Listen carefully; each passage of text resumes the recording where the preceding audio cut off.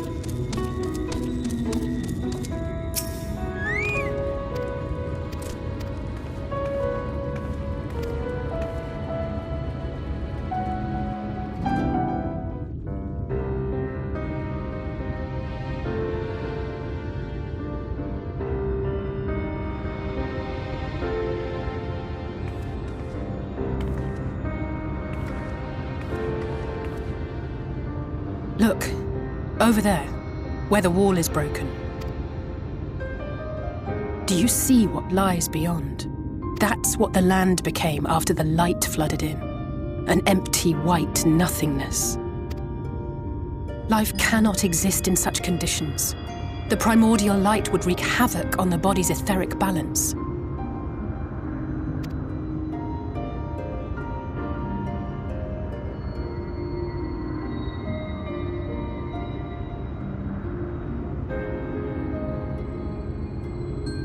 That nectarine you bought, it's Halric's favorite fruit.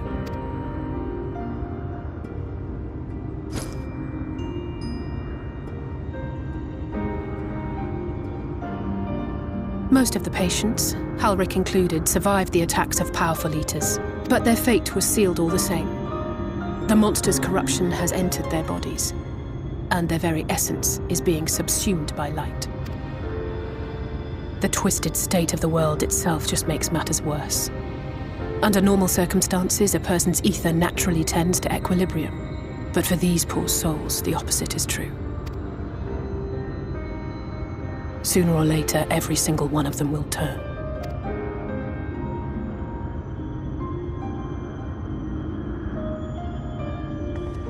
Tesleen and the patients, they all know this. They know what has to be done before the change goes too far. Before the eater within takes over. The preferred method is mixing poison into their favorite food. In my time here, I've borne witness to a lot of last meals.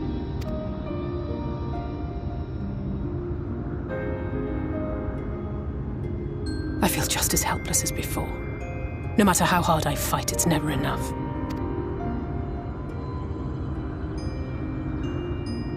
But it's a war I mean to wage, nonetheless. Speaking of wars, do you remember how I made you promise not to leave me and then promptly collapsed? Well, let's just say I had a few choice words for the Exarch concerning the timing of his summons. But even if the fault lay with someone else, I couldn't shake the feeling that I'd abandon you on the battlefield. So I swore that I'd make up for my absence there by making a difference here. And that's what keeps me moving forward, even when things seem hopeless.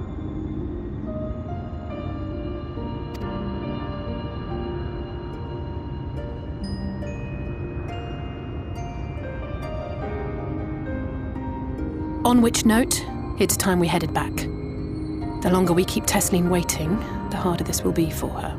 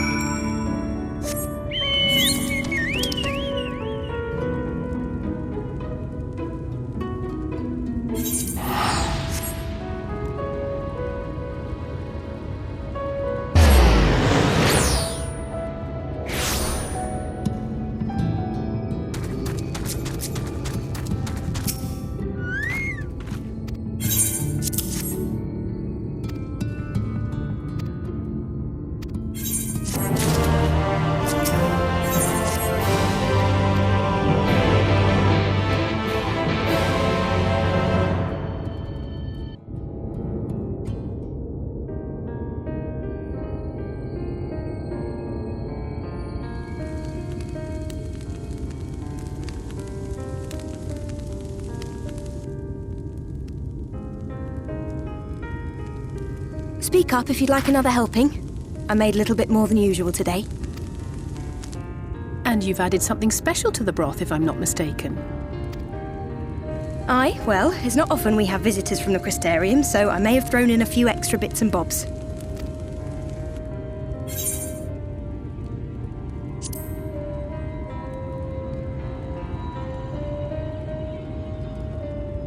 Oh, it's nothing, really. And we do so rarely have guests.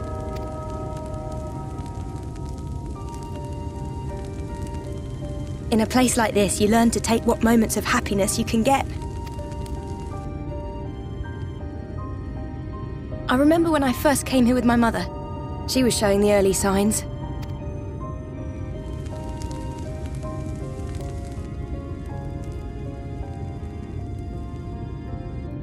I knew there was no way to save her, but I just couldn't face what needed to be done. That's the way of it for most people. Why they travel from arms to stay here.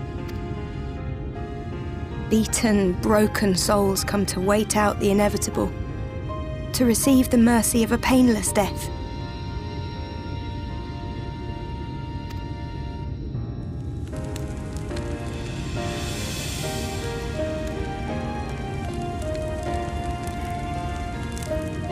When my mother finally left this world, I was mad with grief, but also thankful that her passing was a peaceful one.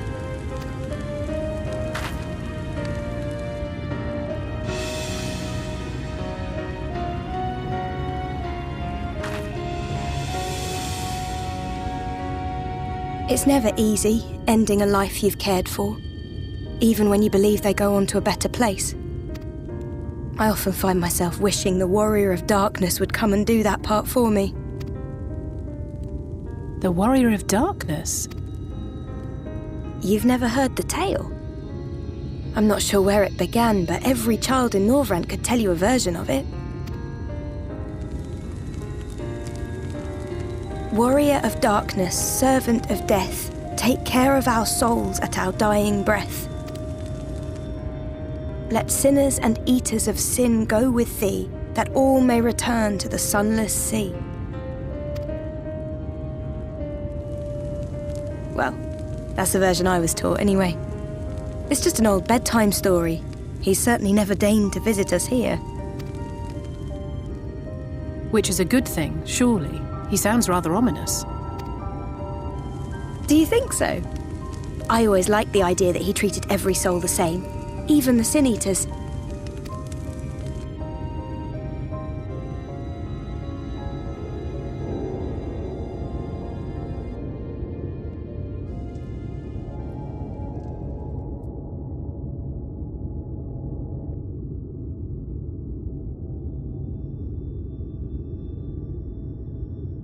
They're coming. Desleen!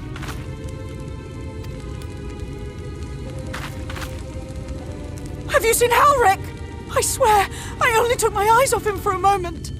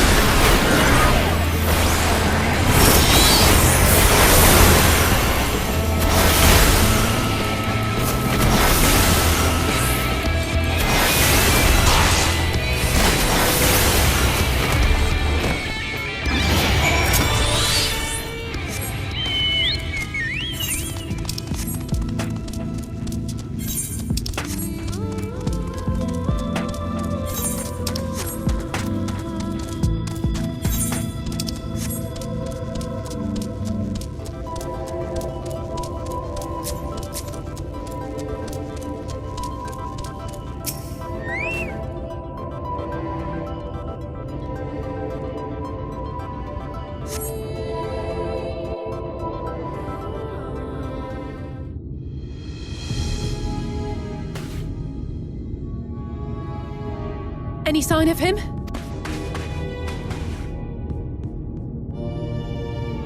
No luck then. We should keep looking. The Sin Eaters are out in force, and if we don't find him soon, you can be sure they will.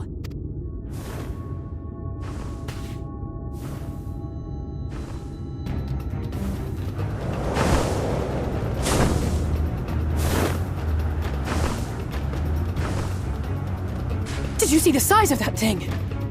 It must be one of the nasty ones. Wherever it's going, it can only mean trouble.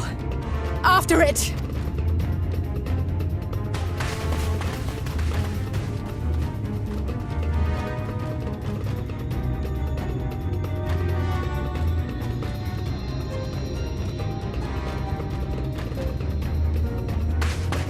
There it is!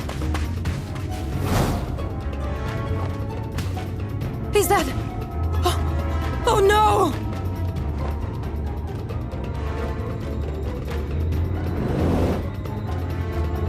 Halric!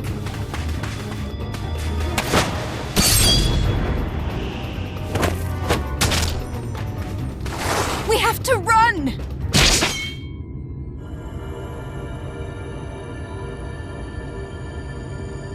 Tesleen! No!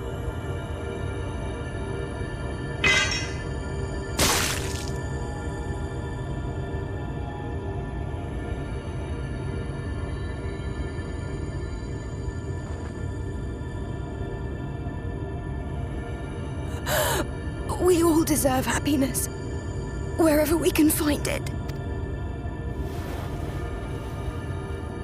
The time left to you is precious.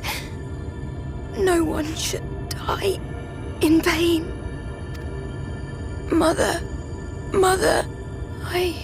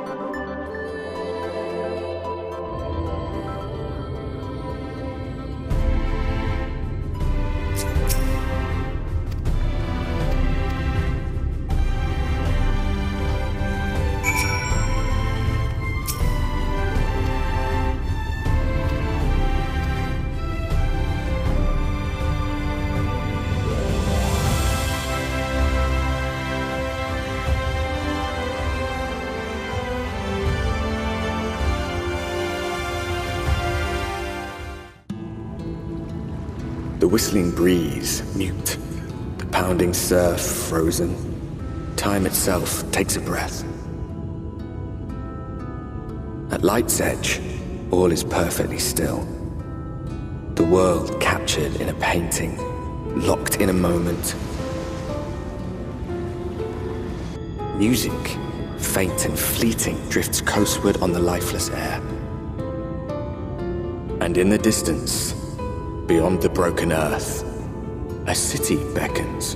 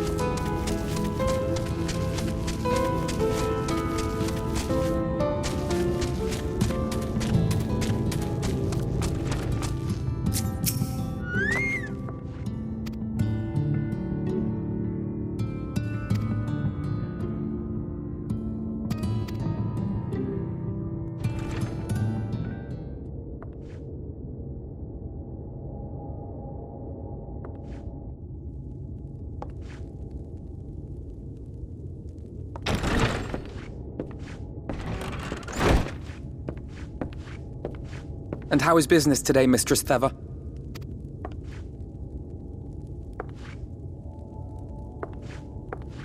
Oh, frenetic. Look, I have a new customer.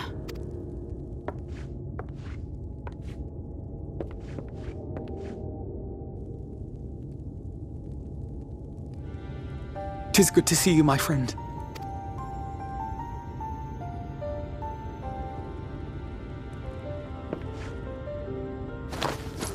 The barley seeds you wanted.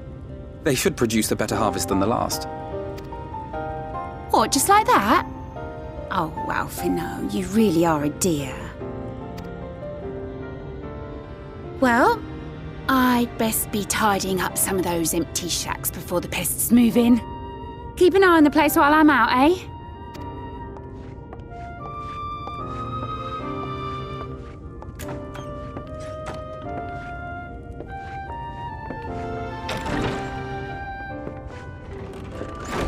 It seems an age since last we spoke. Not since the prisoner exchange in Doma. And Yotsu. It has been even longer for me, of course, if you count the days I've spent here. The time has only added to the relief I feel seeing you safe and well.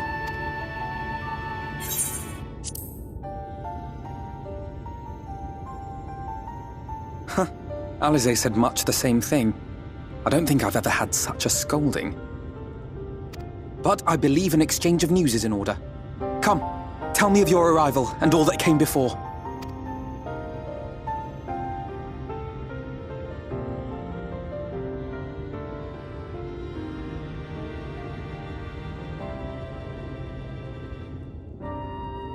I see.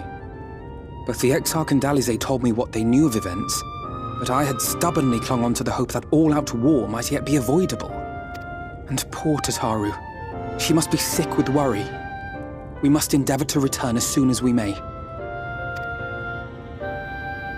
It would be nice to bring her good tidings for a change.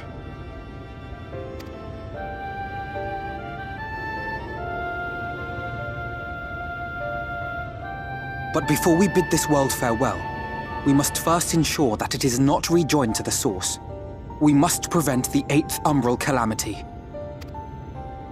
Urianger's vision of the future has, I fear, every chance of coming true. By his description, the catalyst for the calamity was a formless and deadly weapon employed by the Garlean Empire.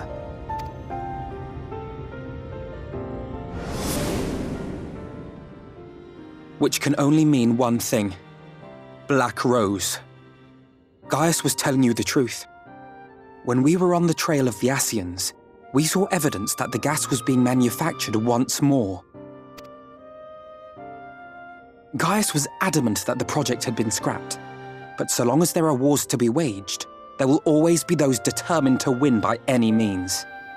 And thus simply destroying the existing stores of Black Rose would do little to alter fate's course.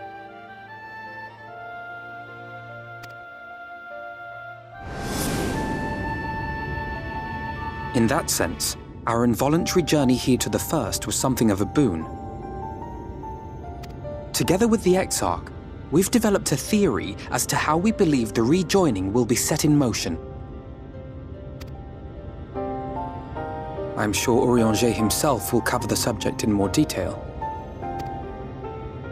But I can tell you the process requires that both worlds, the Source and the First, be facing an existential threat. One being Sin-Eaters, of course. They are a menace that I would dearly love to remove, and not just to avert a calamity. I may be a stranger to this world, but I will not stand idly by and let innocent people be slaughtered. That is what brought me to the gates of Yulmore. Ignoring its pretensions as a kind of capital city to what remains of the world, it is nonetheless a center of power and authority. If any solutions are to be found, I believe our search should begin there. What say you, old friend? Hungry for another adventure?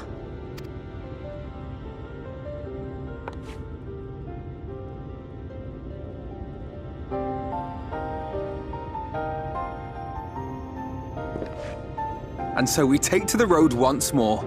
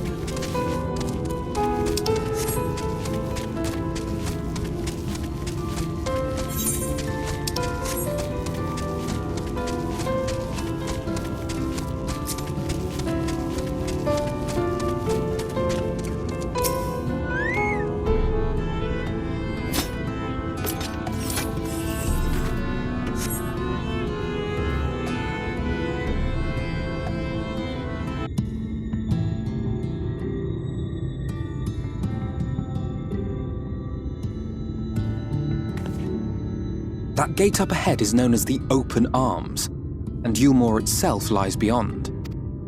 This, meanwhile, is the aptly named Gate Town, the dwelling place of the many desperate souls who hope to be chosen to live in the city proper.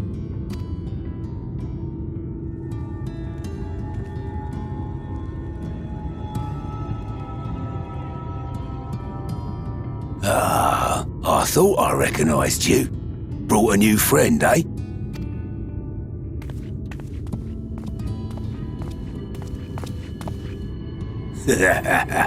I'll bet you got a trick or two up your sleeve. Maybe even 3. Care to show me? She's not here to compete. Leave her be. What? I was only making conversation.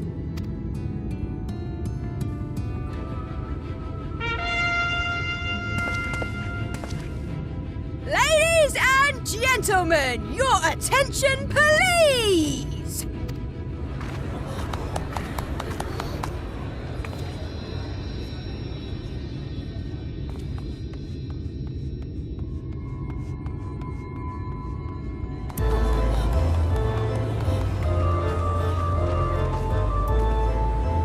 Greetings to our hopeful petitioners, one and all. Yulmore extends its warmest regards. Let it be known that a lady of distinction wishes to dine on fish divine. We seek a master culinarian who can guarantee seafood perfection. Dazzle the matron with your delicious dishes, and life in the city will be yours to enjoy, even on days when fish is not on the menu. Who among you will answer the call? Name yourself or another. We might not at all.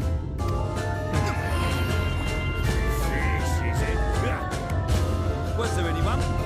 What about that girl? Do you recall how I said Yulmore was a centre of power and authority? Well, that is not the only reason for its fame. It is also known as the City of Final Pleasures. The noble and the wealthy who survived the flood gathered here to live out the rest of their days in decadent abandon. A poor man could sooner pass through the Iron Needle than Yulmore's gates. The only way the common folk can enter this perverted paradise is if they fulfill the whim of one of the privileged, and so they are picked over like market produce.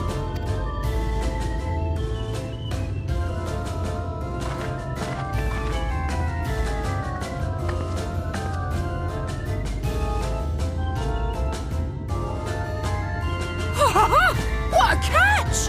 We'll not be throwing this one back.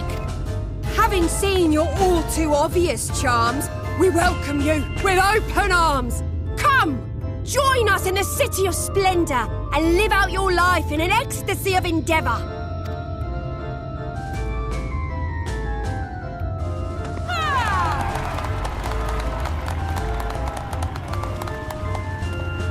Oh, just look at those expectant faces. What could you possibly be waiting for? Well, what have we here?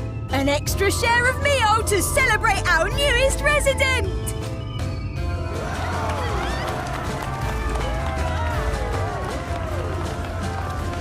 For you! Ah, at last! Enjoy! Thank goodness. Meal is a foodstuff which Yulmore routinely doles out to the people of Gate Town, and apparently a staple for its citizens as well. Many here rely on it to survive in these times of scarcity. Yet the whole arrangement just seems... well, let's just say it leaves a bad taste in my mouth.